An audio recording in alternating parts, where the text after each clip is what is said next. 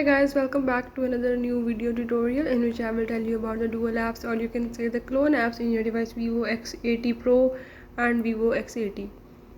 So if in this device you want to install the dual apps, or you can say the clone app, like you already have one but you want to download another same app, you can easily do it by the method as I will show you. Before that, if you are new to my channel, don't forget to subscribe it and press the bell icon. Follow the steps and watch complete video and you will learn about the dual apps or clone apps in your device. Let's watch the video.